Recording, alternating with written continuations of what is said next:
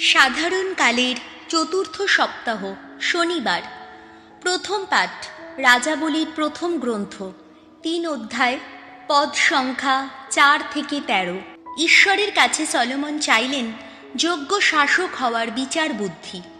একদিন রাজা সলোমন বলি উৎসর্গ করবার জন্যে গিয়েবয়নে গেলেন, কেননা তখন গিয়েবয়নেই ছিল প্রধান উচ্চ পূজন স্থান।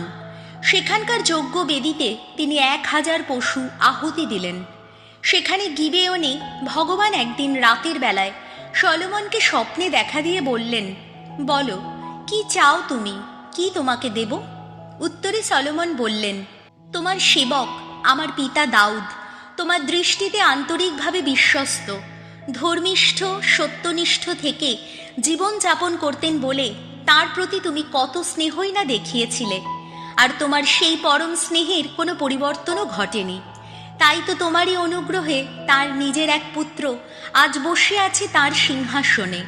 ওগো আমার ঈশ্বর ভগবান, আমার পিতা দাউদের জায়গায় তুমি এখন তোমার সেবক এই আমাকেই রাজা করে বসিয়েছ। যদিও আমি নিতান্তই ছেলে মানুষ, কোন পথে আমার চলাফেরা করা উচিত তা আমি বুঝতেই পারি না। তোমার সেবক এই আমি তো এখন রয়েছি তোমার মনোনীত জাতির লোকদেরই মাঝখানে। এই জাতির জনসংখ্যা এতই বিপুল যে তা গণনা করা বা তার হিসাব রাখা সম্ভব নয়।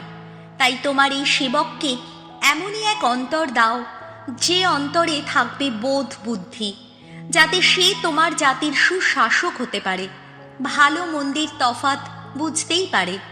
নইলে তোমার এই বিশাল জাতিকে শাসন করতে পারে এমন সাধ্য কারই বা আছে?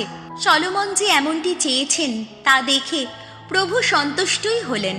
তাই তিনি তাকে বললেন, তুমি যখন এমনটি চেয়েছ, তুমি যখন দীর্ঘ জীবন বা ধনসম্পদ চাওনি, কিংবা শত্রুদের প্রাণও চাওনি, বরং চেয়েছ সুশাসক হওয়ার মতো বিচার বোধ, তখন তোমার যাচনা আমি পূর্ণই করছি।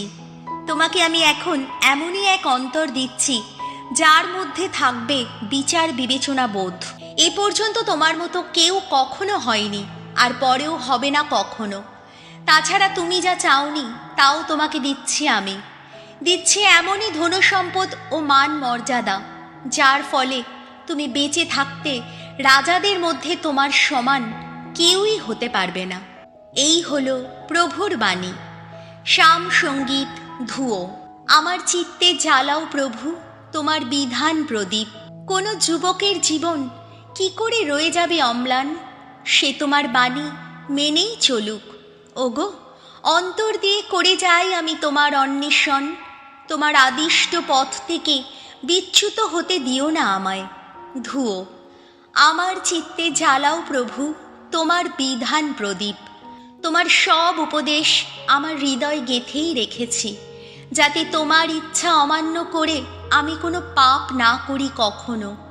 ওগো ভগবান, ধন্য ধন্য তুমি। তোমার বিধি নির্দেশের মর্ম কথা আমায় বুঝতে শেখাও। ধুয়ো। আমার চিত্তে জ্বালাও প্রভু তোমার বিধান প্রদীপ। যেসব বিচার আদেশ শুনিয়েছ তুমি, নিজের কণ্ঠে তা এখন ঘোষণা করি আমি। ওগো, তোমার নির্দেশ পথে চলাই আমার সুখ। শত সম্পদ লাভের চেয়েও এই সুখ সুগভীর। ধুয়ো। আমার চিত্তে জ্বালাও প্রভু তোমার বিধান প্রদীপ। বাণী বন্দনা। জয় জয় প্রভুর জয়। আমার মেষগুলি শোনে আমার কথা, তাদের আমি চিনি, তারা আমার পিছু পিছু চলে অনুক্ষণ। জয় জয় প্রভুর জয়। মার্ক রচিত মঙ্গল সমাচার, 6 অধ্যায়, পদ সংখ্যা 30 থেকে 34।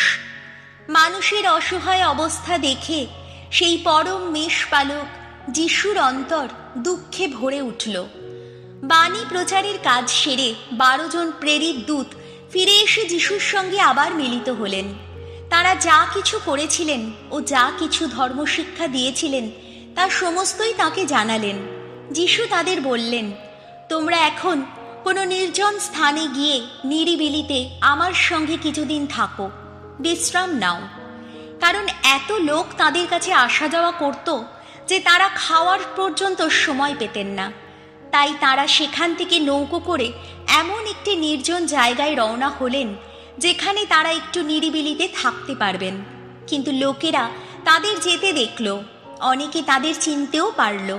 তারা তখন সেখানকার সমস্ত শহর থেকে হাঁটা পথে সেই জায়গার দিকে ছুটল, আর তাদের আগেই সেখানে পৌঁছে গেল। ফলে নৌকো থেকে নেমে যিশু দেখতে পেলেন সামনে বহু লোকের ভিড়। তাদের জন্যে তার কেমন দুঃখ হলো, কারণ তারা যেন পালকবিহীন মেষেরই মতো। তাই তিনি অনেক বিষয় তাদের উপদেশ দিতে লাগলেন। এই হলো প্রভু যিশুর মঙ্গল সমাচার।